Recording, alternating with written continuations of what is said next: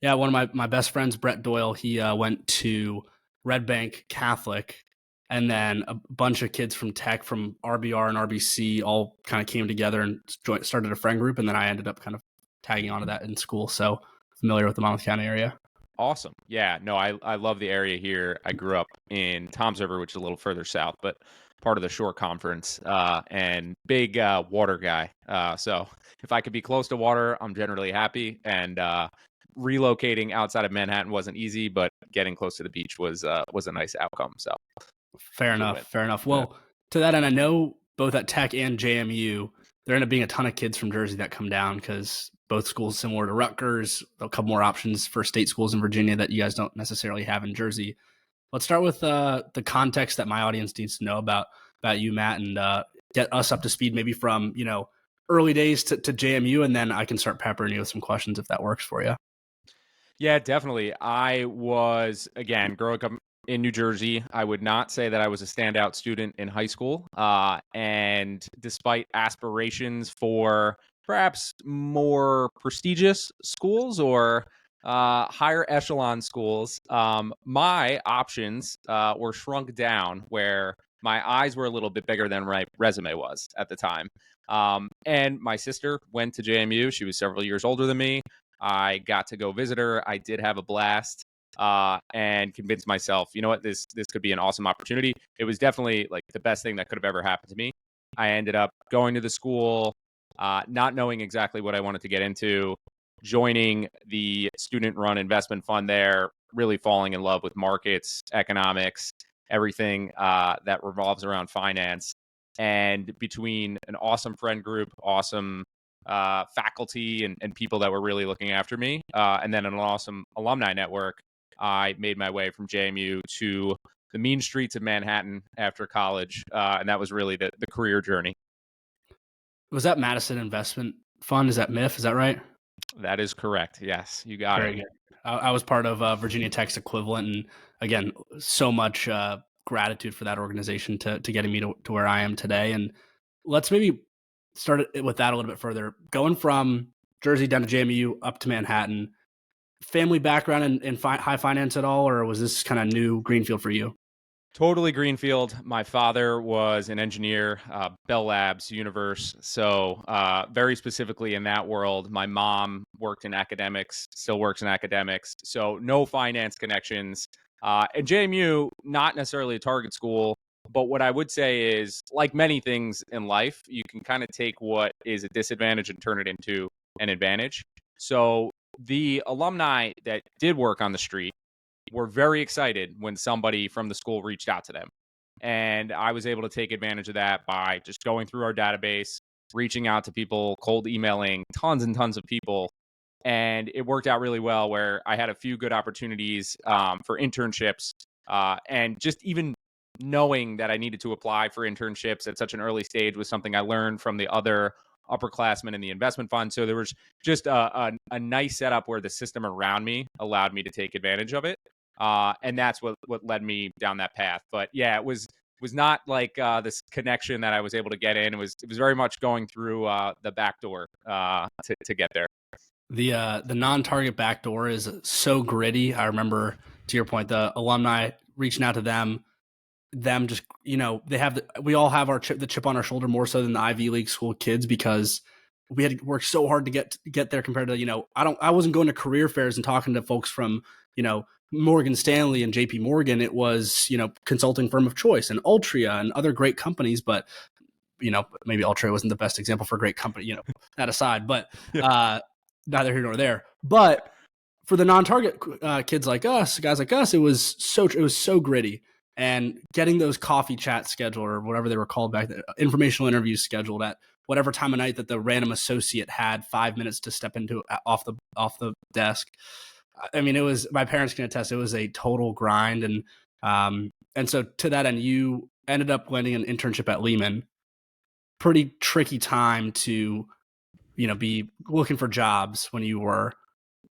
Get me up to speed. What was that like for you? I mean, I heard stories from, in those informational interviews from folks that were at the time when I was interviewing, like right starting at the vice president level, really starting to kind of make their name on the street, who started at Lehman or started at Solomon and then the first year or two of their career, they were quickly trying to scratch their heads and figure out what's next. So you had a couple months at Lehman. What was the timing like for that with you with the GFC? So yeah, it was very interesting. My internship was the summer of 2008. So it was unique to be experiencing that. Obviously, you don't have a true appreciation for it in the moment, although I did realize between me and my roommate, he was at Morgan Stanley, I was at Lehman Brothers. Like this is crazy. What we're experiencing right now is crazy. I was very excited when I got an offer letter at the end of the summer to come back. And then September 15th of my senior year was when Lehman filed bankruptcy. So then it was all up in the air again. And it was, okay, do I have a job? Do I not have a job? And what ended up happening was we had an internship class of 30, where at the beginning of the summer, they told us, we usually take 90% of that class. So, it would have been 27 offers. By the end of the summer, 15 of us got offers.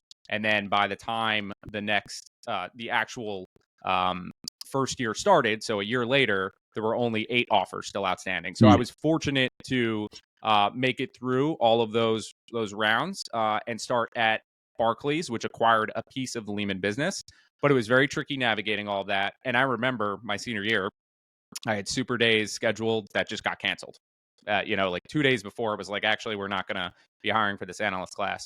What worked out well was that while I was interviewing for internships, I also had an offer from Goldman at the time. And being the wise investment brain that I am, I decided to pick Lehman Brothers over Goldman in the summer of 2008.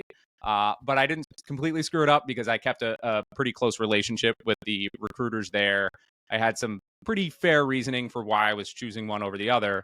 And naturally, what happens with these cycles is you have overhiring and then you have underhiring. So within 6 months post graduation, Goldman was looking to hire a bunch of first year analysts again.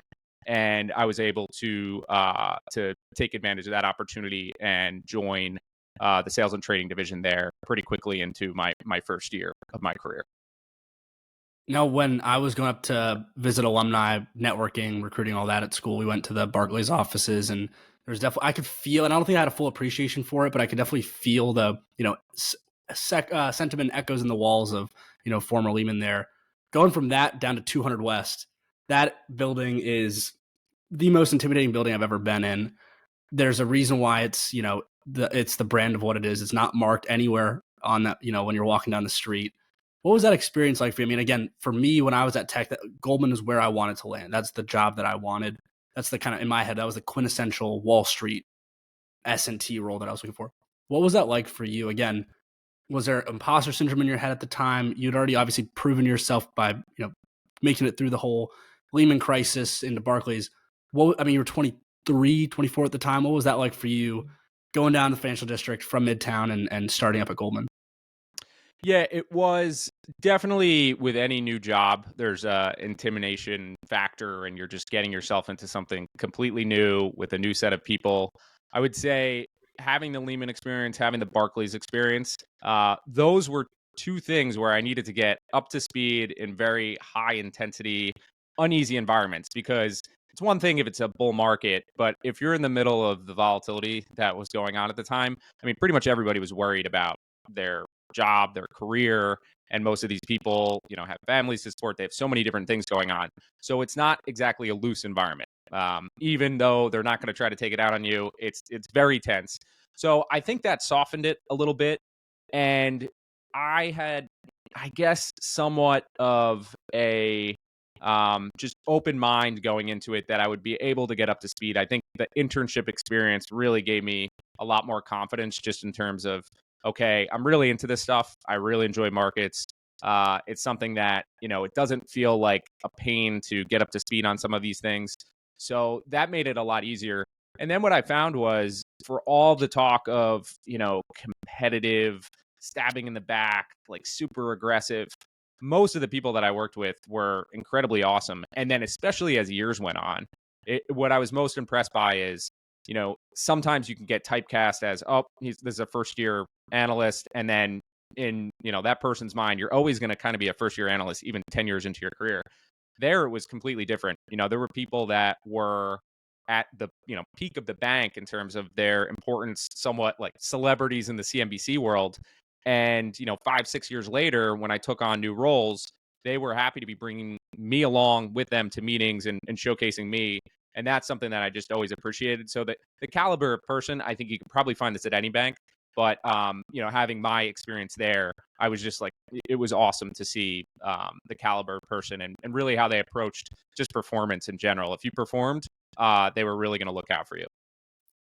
And there's obviously across the street, there's a notoriety for 2 and out or one and done, and pivoting or lateraling to other spots. Maybe less so in the type of role that you were in, but as you said, there's a lot of over hiring and under hiring. I'm sure you got reached out to by a bunch of recruiters. Staying at the same shop, especially in the 2010s for 10 years, is pretty unheard of. What do you think kept? I mean, it sounds like you had great opportunity to work with leadership and have really good exposure there. But what was the key tenets that kept you around for as long as you did at an institution like Goldman that's known for just the intense culture like it was? I'm not a grass is greener person, so it was not the type of thing where I was going to find a shiny object and just run after it and leave something behind. So I was very thoughtful about opportunities when they did come in. It wasn't like I didn't at least listen to things that came through, but there was never anything that got me really really excited about leaving. And what I would say is that, I started in sales and trading. After about 3 years, I knew I wanted to make a move. I think if I would have stayed in sales and trading, I probably wouldn't have been there for 10 years. I am social for introverts, but antisocial for type A. So I sit somewhere in between.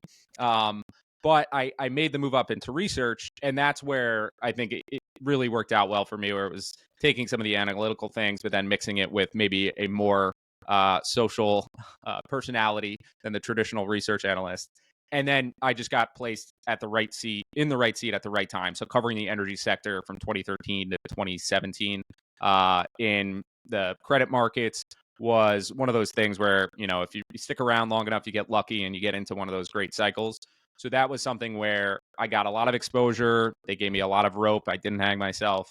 And then that created new opportunities to take on new seats there. So there was always kind of something that I was moving to. It wasn't like I stayed in one position. I think had I stayed in one position, maybe it wouldn't have been 10 years. But that's why I think it played out the way that it did. I want to bookmark this and come back to it later, but I find the parallels from your equity research days to what you're doing now with business breakdowns and all the things at Colossus. There's so many allegories there, and it's fascinating to think about how translatable those skills were that you probably didn't even think about when you were, on the floor. But I want to bookmark that for a second. While you're going through this time, going through the energy transition 2013 to 2017, there was just a lot going on. What was going on in your life personally? You're in Manhattan in your 20s. What was going on for you? Like, how are you, staying active, social? I mean, you said you're a introverted extrovert or extroverted introvert, but what was that? What was going on in your world at that time when you had a little bit of free time? So I think the move from sales and trading to research was a healthy one. Part of the dynamics in sales were lots of entertaining, lots of going out, getting in bright and early in the morning. And while it required the analytical work, it was a different degree versus the research sheet where I might come in and it might be 6:15 in the morning and somebody announces that they've adjusted the covenants within their credit agreement, and you got to go through 400 pages of legal documentation and be able to pick out what it means and then communicate that to the trading floor and a long list of clients. So you quickly filter out the unhealthy habits that you might have, the long late nights, the extracurriculars that go on. So I think like that just kind of forced it into me. But that was a big thing for me, just making that transition, just having to adjust things differently. I mean, something as simple as, it sounds crazy, going to cocktail events, networking events with clients, and getting the just tonic water with a lime because I wanted to pretend like I was participating, but I knew I needed to go back to the office and get stuff done. So I wasn't going to limit myself or slow down the activities. So those are like little things, but very, very real. And I was, my wife now was my girlfriend at the time. she was also moving up in her career in a sales capacity. So we kind of got to do that together. But I do remember, really when things really were getting crazy in the energy markets right around Thanksgiving of, I want to say it was 2015. We were getting married in December of 2015. So it was a particularly crazy time with everything that was going on. Very, very late nights. And trying to balance all those things is never easy, but it was particularly difficult at that time. Now, as you're thinking back on your decade at Goldman, I think of, long tenures at companies, kind of like the words escape me now, but the time with the sand in it. What are those things called? Yes, a something glass. Yeah, an hourglass, right? Hourglass, Yep. right? Yep. I don't know why it's a late night conversation, I guess, but I think of the hourglass, the sand slowly starting to dwindle out, the lights dimming for your tenure. At what point in that, maybe it was around that the time of your wedding, and as you're balancing that with the energy markets going crazy at that time, at what point did you really start to kind of scratch your head and think, hey, I might be might be in the fourth quarter here, the last couple innings, and really start to consider some of the next steps more seriously? So I would say it started happening long before it actually happened. When I was in that energy seat, I had a very quick realization. I have the information or the skill set that is highly in demand right now, which was understanding of these energy companies, of a lot of the dynamics within the credit markets, covenant structures, capital structures. And there were a ton of distress funds hiring for that. So I thought for sure right around that time frame is when I would be making the move. I was kind of in this weird spot where I was still too junior to get the thing that I wanted, and felt too senior to take some of the roles that were opening. So I was picky. Again, it was not looking at it as the grass is greener. So I ended up staying, and not forcing a move. And as time went on, as the cycle started to fade and things were getting maybe a little bit less interesting in the energy markets, the head of research asked me if I would be interested in moving from the energy credit seat into the transportation equity seat. So covering UPS, FedEx, the railroads, very big sector, very important sector. But going from credit research into equity research was a massive change that I did not expect. And so that was a new opportunity. But I would say I learned a ton. It was a very painful 2 years. The equity research sheet is brutal. It's tough, and it was a learning lesson. But I was happy when I was coming to an end there, and I think I was definitely ready for new opportunities. A year into that seat. So that's when things started to really pick up, and the right opportunity popped up. Maybe we'll double click on your point around you not being someone who sees the grass is greener. Why do you think that is? Like, what do you think it is about you or your upbringing that has you think that way? Because it's so easy to fall down that trap. It's just I'm very conscious of perspective on a lot of things. There's the famous saying, like, if you woke up and your apartment or house was empty, all your possessions were gone, and you spent 12 hours looking all over for it, what happened, who stole it, whatever it was, and then you came back and it was all there, you would feel this just insane gratitude, this insane relief. And sometimes we just take for granted what is right around us, because it's there and it's easy to overlook. And I think there's just this tendency to feel like, okay, there's more over here, there's more over there, and overlook what we have around us.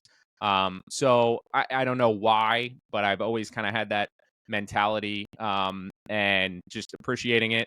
And it doesn't mean that you should overstay at places. Usually, when it's right. But not being satisfied doesn't mean that you're going to be satisfied in whatever you pick. You have to pick the right thing to be satisfied about, and run towards it when the opportunity comes up. So, I don't know what the magic is, but I think just refreshing perspective, kind of being a little bit more conscious of what's going on around you is definitely helpful. So 2015, you're running right in through the credit research arm, get married, you take over the role in equity research, focusing on transportation. And then, you're starting to go through that kind of painful process of taking over that coverage area and equity research in general. At what point did you learn about Colossus? I mean, I know that they really started to gain popularity and notoriety over the last couple of probably post-pandemic when people had more time to listen to podcasts. But even before then, I know a lot of folks were, starting to get hip to it. But at what point, I mean, that's not a very traditional exit from Goldman or anywhere really on the street. But what was that process like for you? And really, I'd love to learn more about your decision process again, as someone that has a lot of perspective. You have like this kind of golden egg of you can go wherever you want to. If you wanted to go into tech, there are a lot of tech companies that would have loved your role. A lot of transportation companies you probably could have lateral to, knowing or energy companies having your kind of background. What was that decision process like for you? What was that opportunity set like for you? I'd love to hear a little bit more about what your headspace was like then. Yeah. So what's interesting is between Colossus and Goldman, there was one other stop, and that was Raven Capital, which is a private investment fund, mostly private credit, some private equity, but really underwriting the most interesting assets that you can possibly think of. So music royalties, film credits, wineries. Think about these assets, which obviously have value, but they're non-traditional. They don't have a standard lending practice. Like when you think about a house, oh, it's, you can get 80% loan to value ratio. And I know that rates are going to be around this. So it was very, very interesting. That opportunity came about from a close friend of mine who was close with the team at Raven and spent 2 great years there. Was not planning to leave Raven, but the opportunity from Colossus kind of popped up out of nowhere. And to get to your actual question, I started listening to podcasts around 2015. So right prior to getting married. And they were this massive unlock for me. It was like all of a sudden, all this time that I had previously spent walking, washing dishes, working out, just doing things where my hands weren't free. I now could be learning or entertained. It wasn't like I was just listening to informational content. There was a lot of sports content in there, but it was just this awesome connection. And I really appreciated it. I think it really did help out my career in a lot of different ways. In a similar way, there was a lot going on with social media that I think was dismissed by traditional finance. But on Twitter, I used to be able to get information that I couldn't get anywhere else. And it was crazy when I would tell people that, but it was like there were several instances, particularly in energy markets, where you might have a fire at some facility. And the fastest way you can get the information was typically on Twitter. So there was this really interesting time where I was learning from these different areas or different platforms, different mediums, and really appreciated the value that I was getting from them.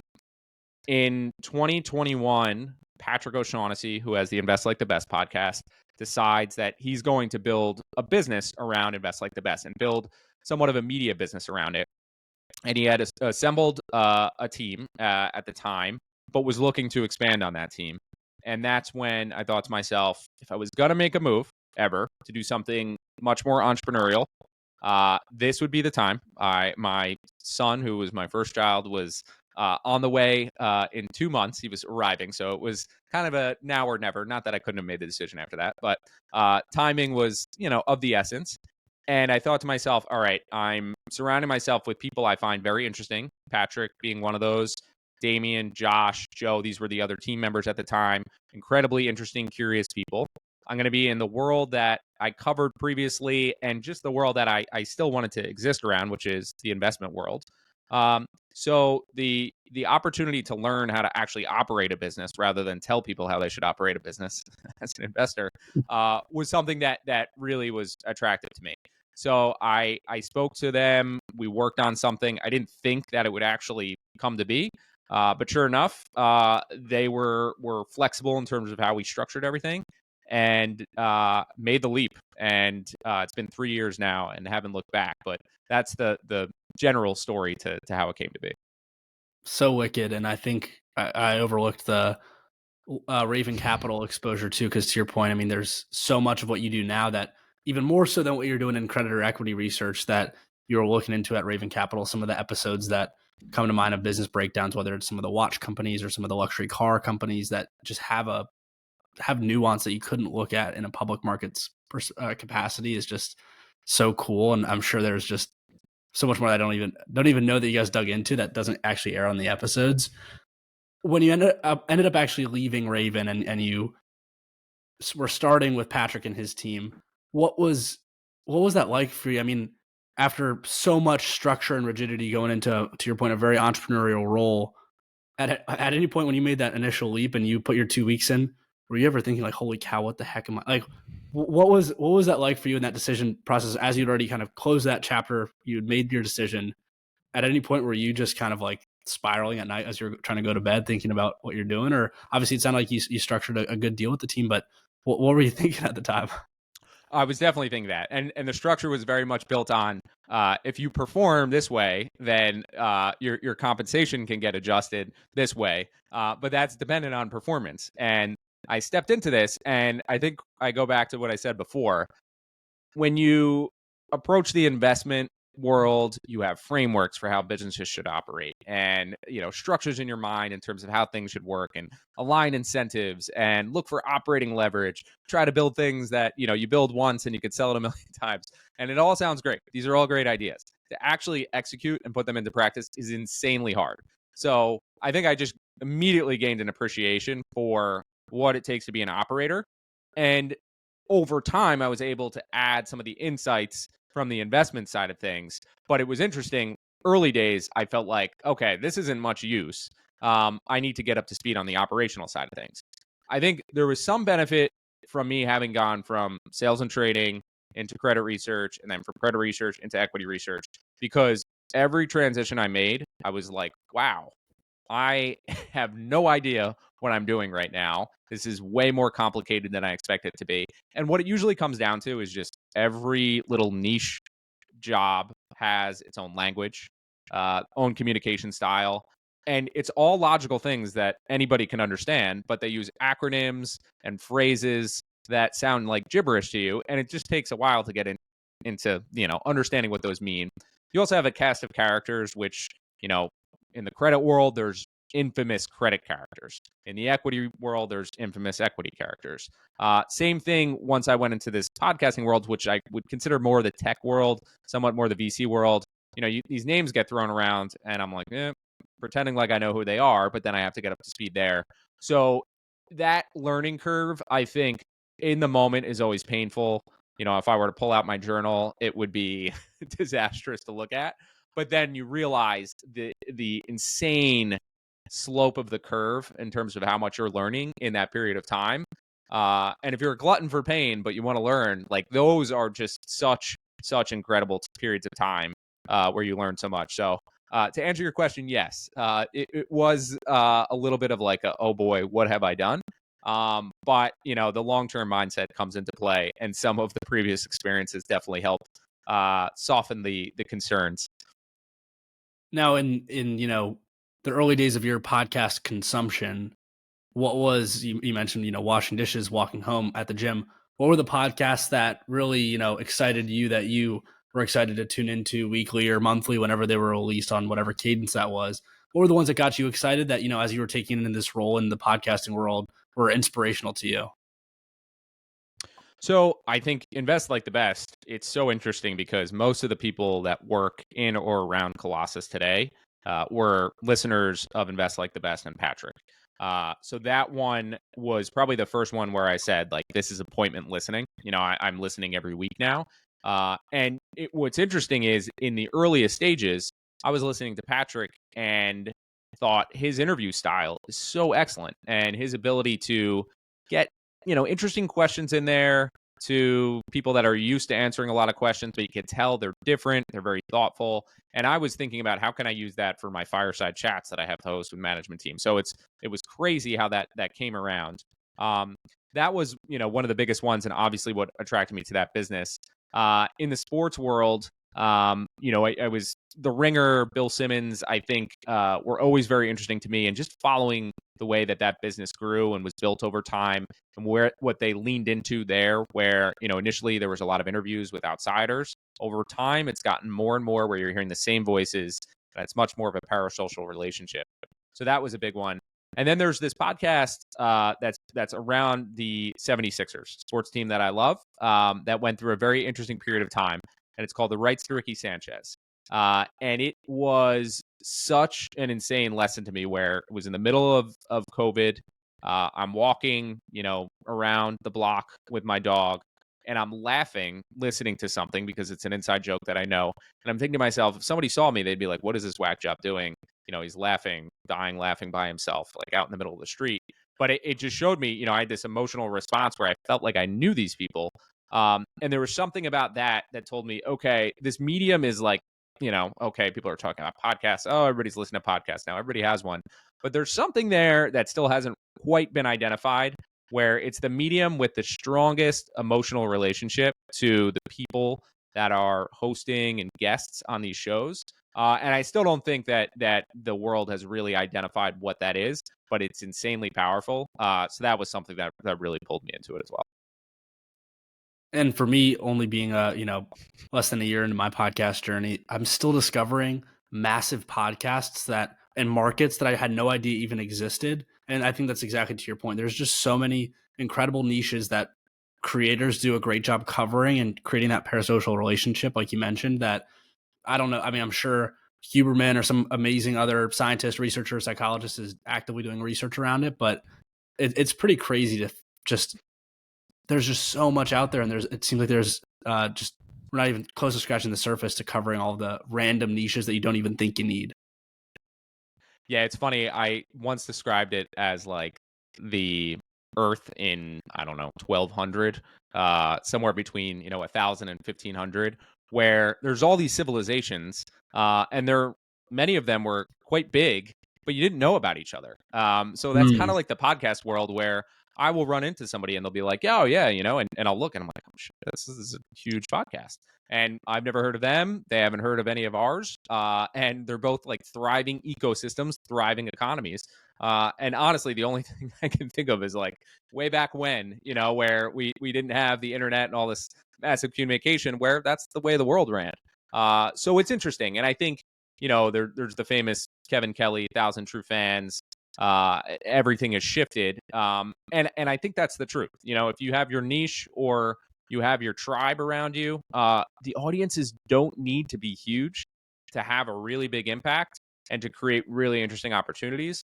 And having been able to experience that firsthand, I've only been more convinced of it.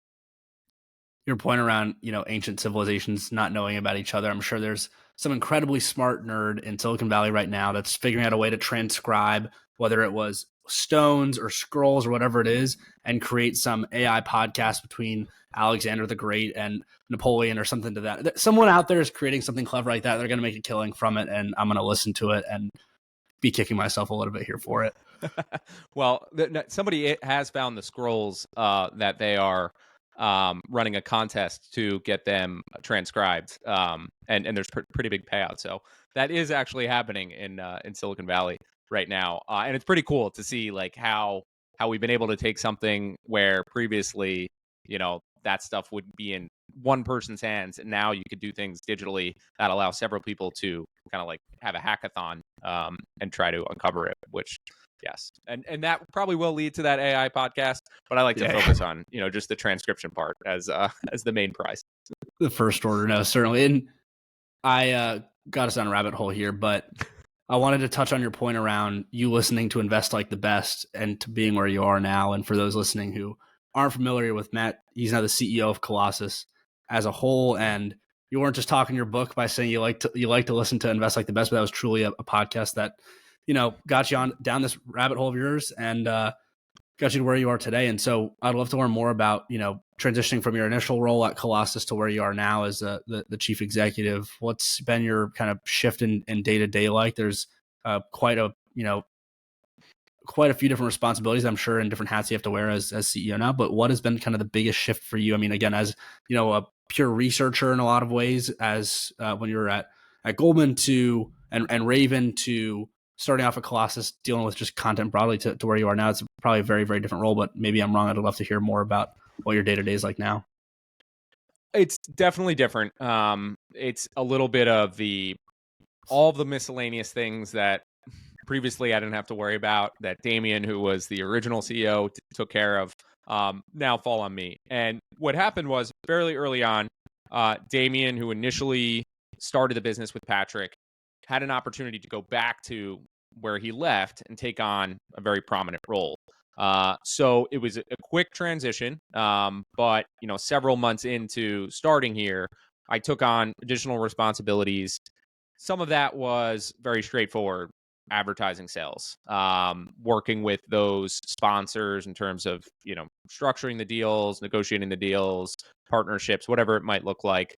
But then there's just a ton of little things like the tax dynamics and filing taxes, accounting. There's so many little things that I had absolutely no appreciation for that just need to get done that fall on me. And then there's, the actual strategic stuff in terms of rolling out new shows or condensing shows, how we want to market the things, how we want to cross promote, bringing in partners like David Senra from Founders, doing things like that, and then thinking longer term about the business model, which is, one of the most fun things to think about and one of the hardest things to actually execute on, which is, what is the right business model for these types of podcasts?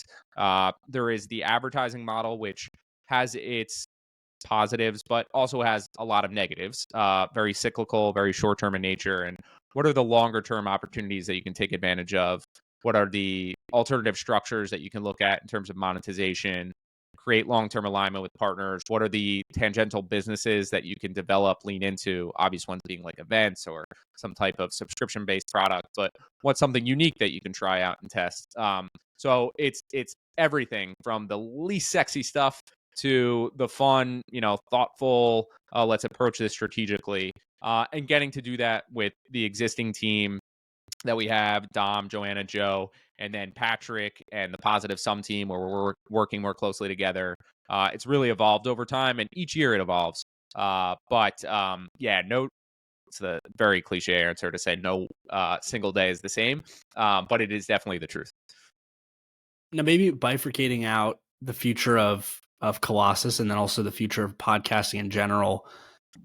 You guys have a lot under your umbrella right now, but I'd love to hear kind of what's exciting you right now about the future of Colossus and your all's network. And then also, we kind of alluded to it with the AI comments earlier, but where do you see the world of podcasting going over the next couple of years? What do you, in your all's boardroom, or even you just kind of on a walk thinking about as it relates to the future of podcasts? Maybe a two-part question there, and I'll let you tackle it however is best for you.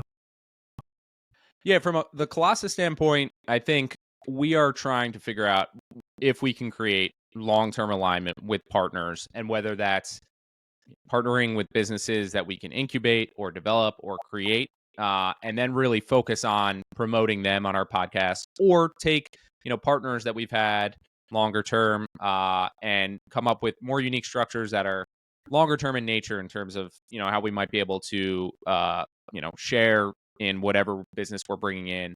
Things like that are where we're spending most of our time. It's just thinking about alternative structures. And when you think about Positive Sum, they're very much separate at the time, but you can understand where there's an investment vehicle that Patrick's associated with that he's built, and there's probably opportunities to do things now.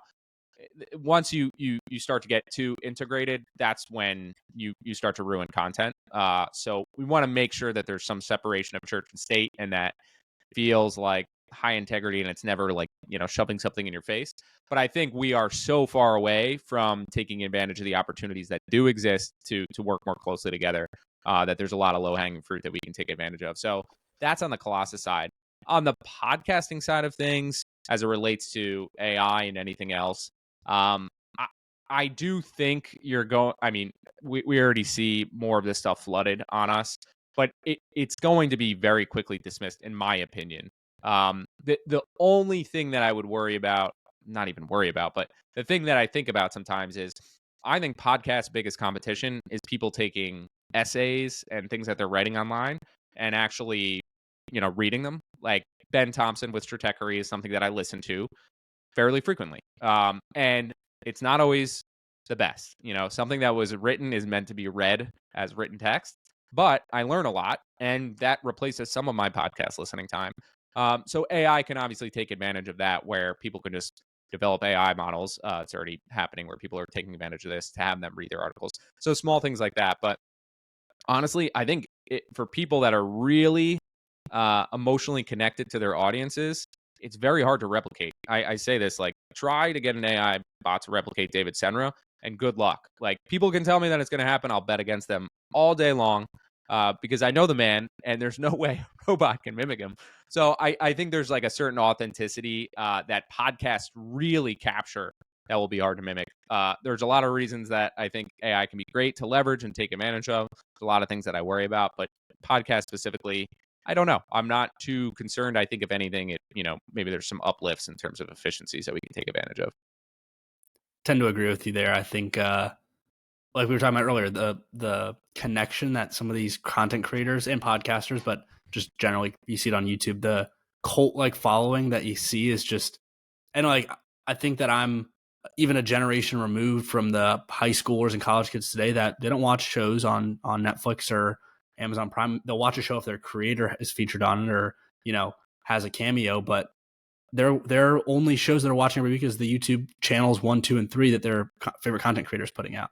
So I tend to agree with you there, and yeah, it'll be interesting to see. And I think that just creating good content for the people for your core audience is kind of all that really matters at this point. And I think organic growth that way. And to your point, leveraging strategic partnerships for folks that have kind of shared vision is going to be key. It's so easy to kind of grab that low hanging fruit for the insert sponsor of choice, but it's an interesting world.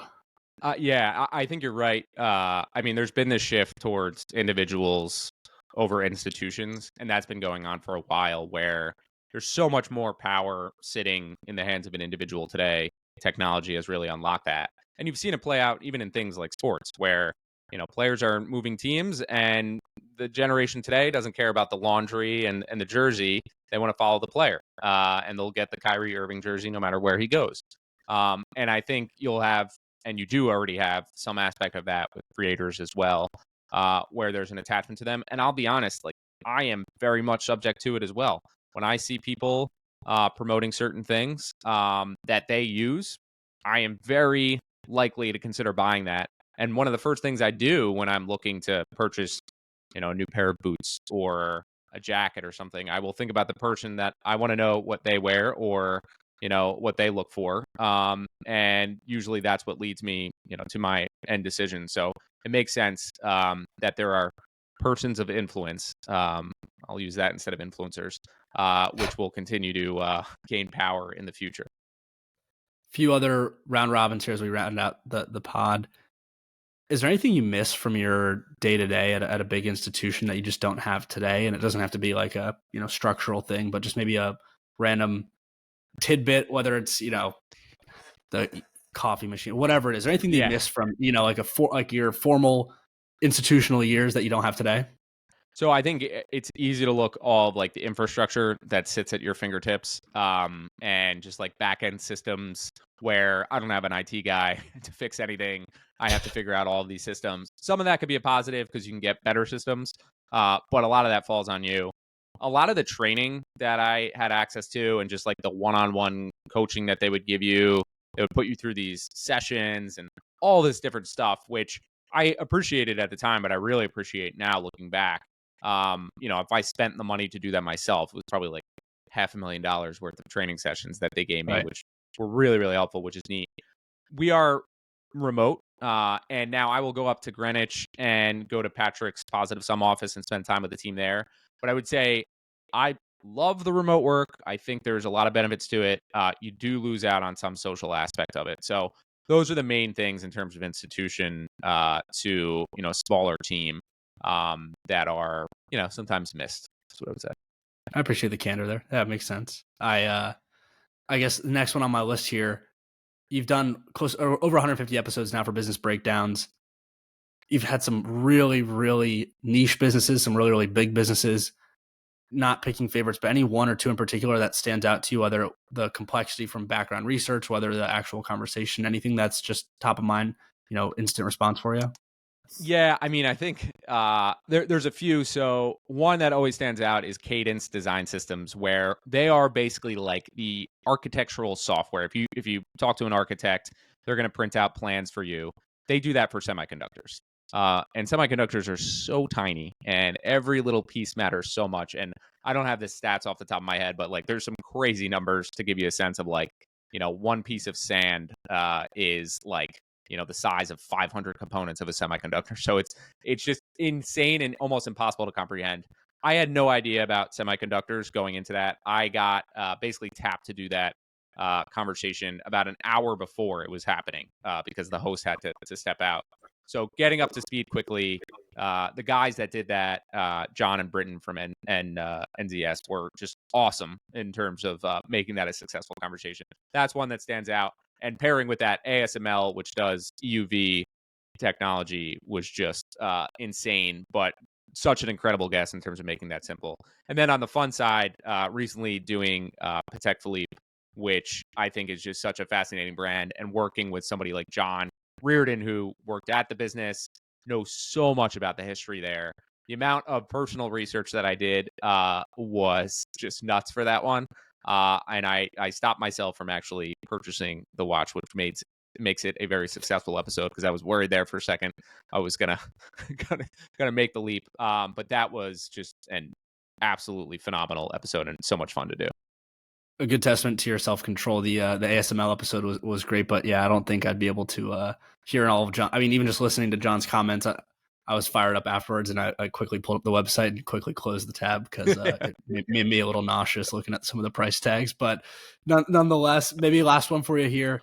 Any brands or businesses that you want to break down in the future that you just have as like a vision board, business breakdowns 2030, like any business that you just kind of have out there that is on your totem pole? Absolutely. I mean, there are a ton of them. I think what I get very interested in is like specific aspects of businesses and what makes them unique. So with Patek, I think, it's so obvious now that they're in the position that they're in, but it wasn't obvious all along, right? There were so many old classic Swiss watchmakers, and many of them were competing against each other up through the 70s. 60% of them went away in the 70s. Patek rose up, and there's this really interesting story in terms of why that happened, what they did with the secondary market, what they did with auctions, how they took on quartz. Can you imagine you make this product that you sell for whatever, $15,000, and then someone develops something that's better than it at telling the time? It's like quartz is better at telling the time than the mechanical, and it's like $5 versus 15,000, and the fact that they succeeded. So like those are the pieces of the broader story that I'm always interested in. So like a good example of that is there's a brand, Todd Snyder, clothing brand. Todd came out of J. Crew, worked at Ralph Lauren, and I find it so interesting that this guy, who had not really a brand name, was able to get Champion to do collaborations with him, Timex, LL Bean. So he's this king of collaborations, and it's like, how did that happen? So I spent a lot of time actually figuring out how it did happen. But that's like a good example of, I would love in the future to get Todd to talk about, how he approached it, how he eventually convinced them to do it. And then there's a long list of other companies. There's like a lot of cool heritage brands in the US, LL Bean, Red Wing, which are just like personally interesting to me, which would be fun. But then there's a lot of big ones that we haven't covered yet that, we eventually will. Companies like Apple. They're sometimes less interesting to me because they are so well covered. But yeah, I'm not worried about a shortage of future names to cover. That's for sure. Yeah, fair enough. Fair enough. Well, Matt, I'm greatly appreciative of your time. It's always good to talk to a fellow Virginia State schooler, and just so awesome to hear more about your journey. And hopefully my audience found this valuable. I'm sure I did. I know I did. I'm sure they will. And for those who want to get in touch with you, to keep in touch with Colossus, where's the best way? Where's the place you'd want to plug? We do most of our stuff on Twitter, I guess X, formerly known as Twitter, where my last name, you will find me at last name, first name, so at Russell Matt. I'm on LinkedIn, and joincolossus.com is the website where you'll find all of our episodes, all of our transcripts, a lot of good information. You can sound very smart if you listen and steal some of the ideas in there, so highly recommend. Love it. I'll be sure to plug it. And yeah, again, Matt, thanks for joining, and I'll talk to you